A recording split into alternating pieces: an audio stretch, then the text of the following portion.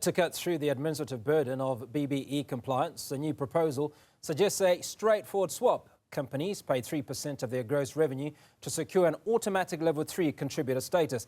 This revenue-based model promises predictability for businesses and a significant direct financial stream for economic transformation, potentially reshaping how corporate South Africa engages with empowerment goals. Let's get some reaction now from Black Business Council CEO Kganki Matabane. Kganki, always good to speak to you. Now, this 3% revenue proposal has generated buzz. What's your immediate take? Genuine innovation or just cosmetic reform? Well, thank you very much, Hugo, for hosting us. Maybe let me give a background. We were approached by a group of business people from Stellenbosch who are saying they represent a huge chunk of businesses that are unlisted. So they're saying to us they are busy doing business in South Africa.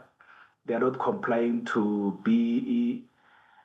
But they know that the problem of Black businesses and small businesses is access to funding. And they came with a proposal to say,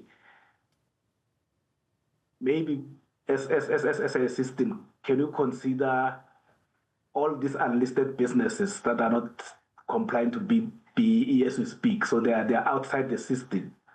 Can you consider them to look at paying 3% of their turnover, and then we started the discussion. So where things are, the discussion has not necessarily concluded, because remember, South Africa is a constitutional democracy.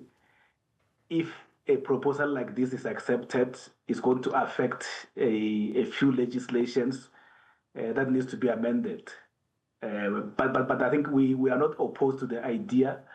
Especially because these are the people who are outside the system as we speak, and they are saying they can when they look at their turnovers, they can probably maybe bring maybe more than 10-15 billion into the transformation fund in 1 year, and then that is the money that is not in the system as we speak. So what do you decide, and what do you do?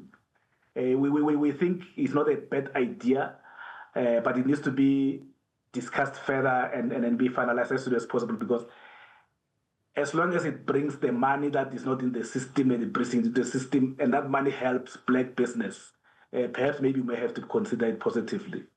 So there are obviously some positives, but there are criticisms, right? And one of the criticisms is that this could formalize a buy-in transformation.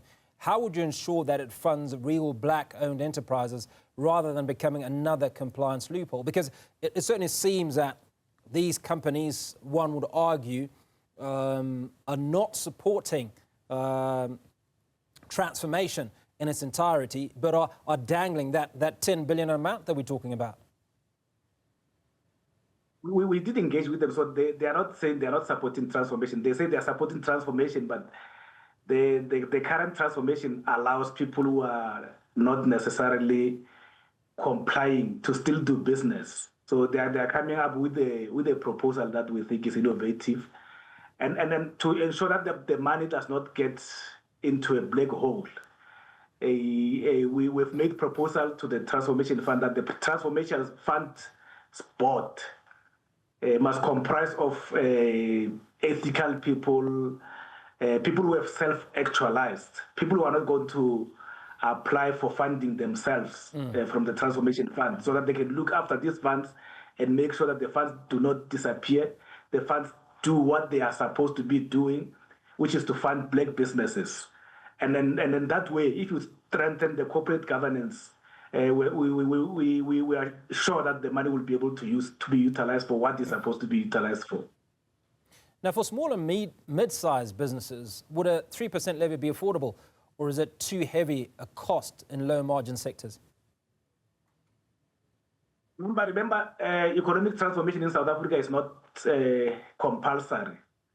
So even this 3% proposal is not going to be compulsory to those businesses. So it will be those businesses who want to contribute to transformation, who want to see the country progressing, to a better country who will come on board. And we know once the majority of them come on board, the other small ones will also join.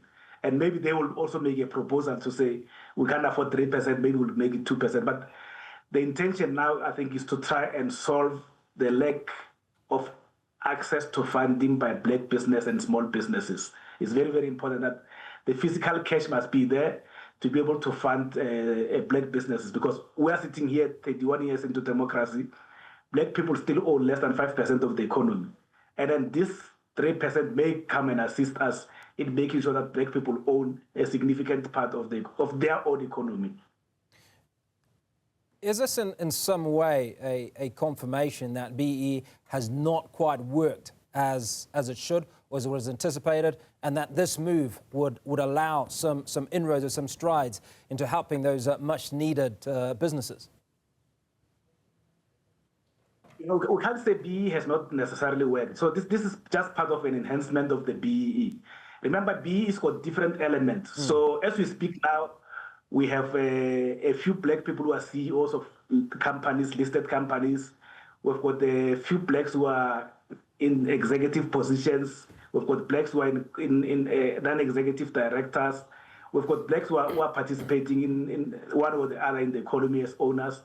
So it may not have been perfect, but you can't say it has not worked, because before 1994, we never had black people who were CEOs of listed companies. So the other elements are also working, but we want to strengthen the ownership element, because remember, when you own, you dictate almost all the other elements. So if you own a company, you dictate who becomes the CEO, you dictate who you do business with in terms of procurement, you dictate who you train, you dictate basically everything. So it's very, very, very important that we strengthen the ownership, because as far as we're concerned, that is very, very important. Now, finally, what is your message to government and business leaders as they consider new models of transformation under the government of national unity? I think we should be open-minded so that we can look at innovative measures that are trying to speed up transformation, and that are trying to speed up the ownership of the economy by black people. So let's be open-minded and think through all these processes and think through all these proposals, so that ultimately we can increase the ownership of black people of the South African economy. Okay, that's where we're going to leave that conversation. Black Business Council CEO Kganki Matabane speaking to us around proposals on a 3% levy to assist in black economic empowerment, and he argues that